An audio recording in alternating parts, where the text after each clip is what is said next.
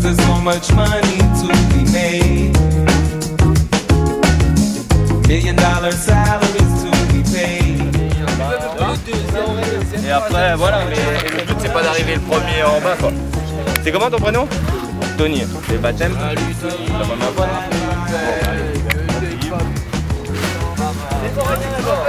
Comme un sac à dos. Voilà. On va aller découvrir l'activité. On est tenu en 3 points. J'ai fait ça.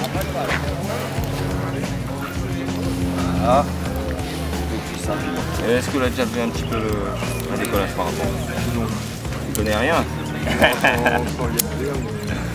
Tu connais rien, il vole ça sort. Mais avant ça, ça ne sait faire. En fait, voilà. Tac. Ça va être relié ensemble, passer de points d'ancrage. Et le décollage, c'est non pas le plus important, mais ça va faire ça à 2. Et automatiquement, il y a un minimum de mise en œuvre qu'il va falloir mettre ensemble. D'accord? Et donc dans un premier temps, il va y avoir une phase de construction, mais dommage, ça n'a plus pas avant de décoller. Mais donc la première phase, ça va être le déséquilibre du poids qui va être important. Ah mais j'ai déjà démêlé. Hein.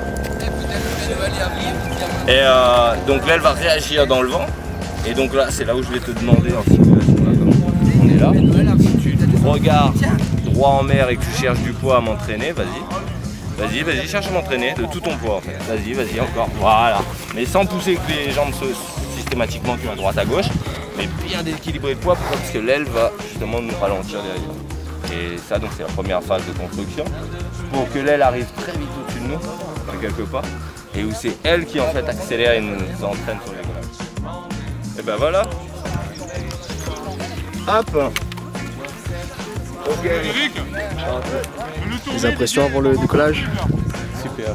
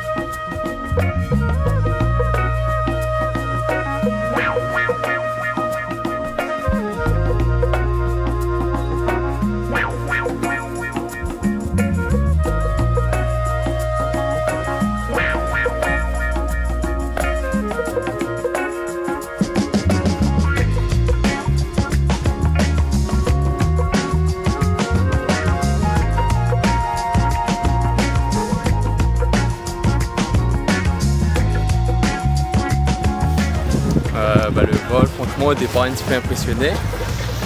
Mais après, quand c'est parti, franchement, c'est super. Ça passe vraiment trop vite, adrénaline bien présente. Et c'est conseillé à tout le monde de tenter le parapente.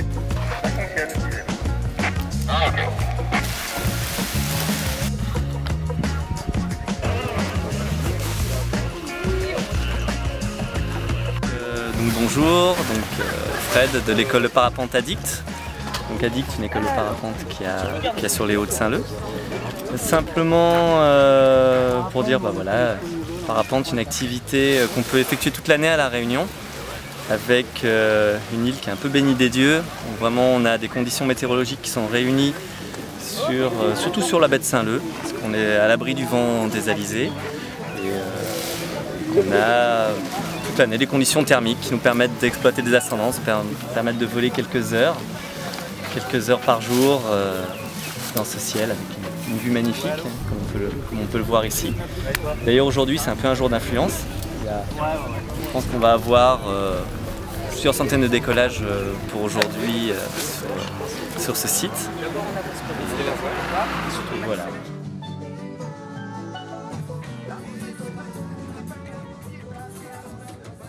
sur la commune de Saint-Leu, donc beaucoup d'écoles de parapente qui se réunissent.